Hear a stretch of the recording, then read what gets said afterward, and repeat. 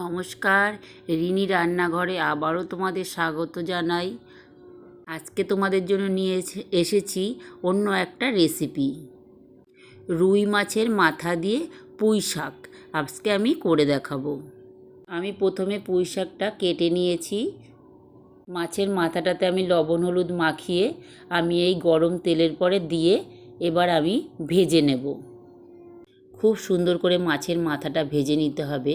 আমি মাথাটা ভালো করে ভেজে নিয়েছি, এবার আমি তুলে নিয়েছি। এবার কড়াইতে যে তেলটা ছিল সে তেলটাতে আমি একটু আলু কুচি করে নিয়েছি। সেই আলুটা আমি ভেজে নেব ভালো করে, একটু লাল লাল করে আলুটা ভেজে নিয়ে এবার তার মধ্যে কুমড়োর কুচিটা দিয়ে দেব।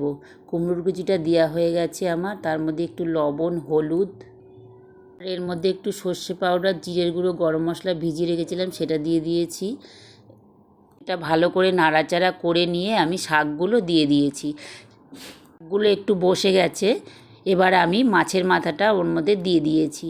দিয়ে ভালো করে নাড়াচাড়া করে নিয়ে এখনও ফুটতে দেব। একদম শুকিয়ে গেছে, সব কিছু সেদ্ধও হয়ে গেছে। এবার আমার পুঁই শাকটা রেডি হয়ে গেছে। আমি এবার নামিয়ে নেব। মাছের মাথা দিয়ে পুঁই শাকটা নামিয়ে নিয়েছি। আমার পুঁই শাকটা পুরো রেডি করে নিয়েছি, আমি পরিবেশন করব। এবার বন্ধুরা তোমরাও দেখে বলো আমার রান্নাটা কেমন হয়েছে, আর তোমরাও এইভাবে রান্না করবে, আমাকে কমেন্ট করে জানাবে তোমাদেরটা কেমন হলো। আর তোমরা বন্ধুরা কোনো ধরনের যদি রান্না দেখতে চাও আমাকে বলবে। Thank you.